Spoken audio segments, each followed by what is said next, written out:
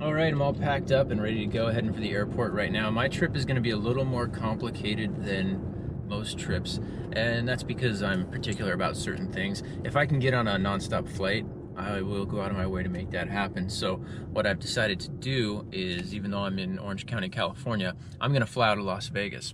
If I were to fly out of LA, I would have an 8-hour layover in Las Vegas, which would make my trip 9 hours longer when you include the flight.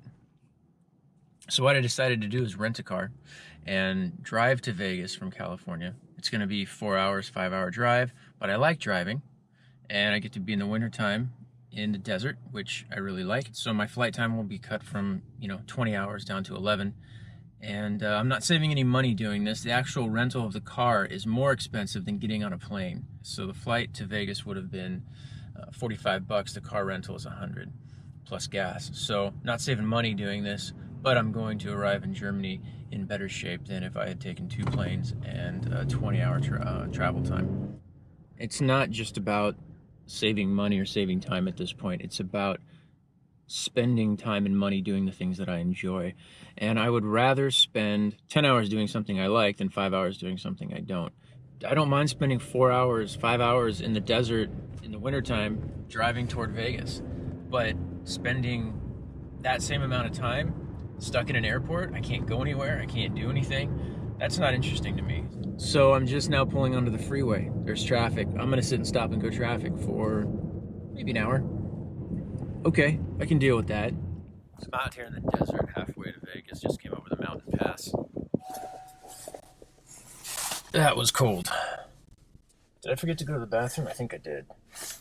I've been thinking about how this process works for me when I take a trip of some kind. And when I'm just thinking about the trip, when I'm kind of fantasizing about it and considering it, I'm thinking about all of the fun that it can be, the adventure, the journey, the growing and learning and the maturity that it can bring. But the minute I start planning it, I stop thinking about the benefits and I start thinking about how I can protect myself, how I can get the most out of it and pay the least. How I can come back with as much of my resources as possible and yet still have an experience that I'm looking for, I guess.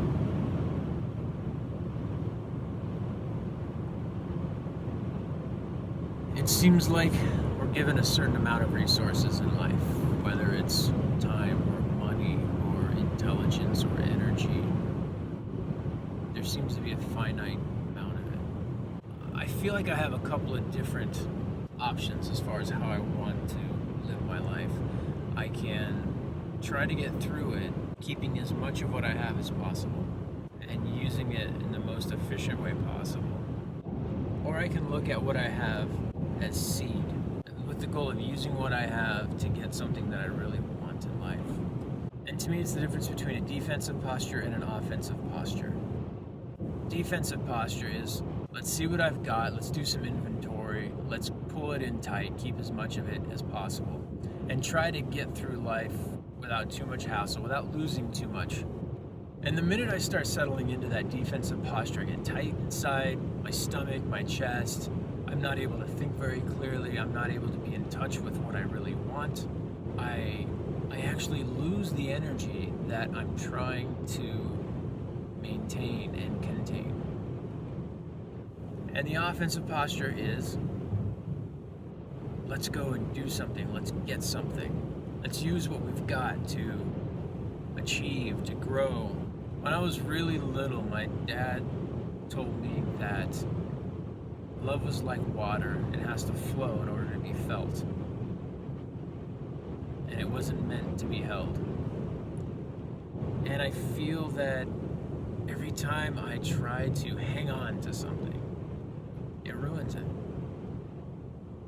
And planning this trip has been a real pain in the ass because of the defensive posture I found myself settling into.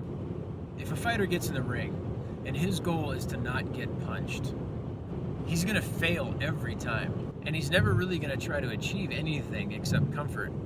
But if his goal is to win the fight, he's going to be willing to take a lot of shots and a lot of damage in order to achieve that goal. And when he gets to the end, he will have spent what he had in order to attain what he wanted.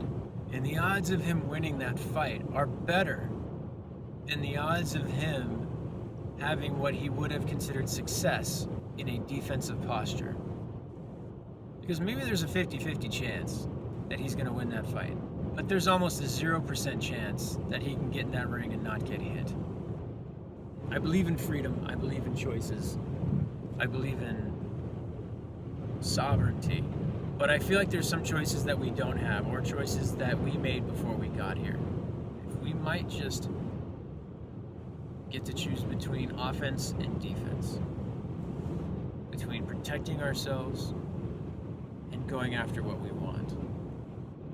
With this trip, once I decided that I was going to go and use what I have to go after something, to come back with something, to gain something,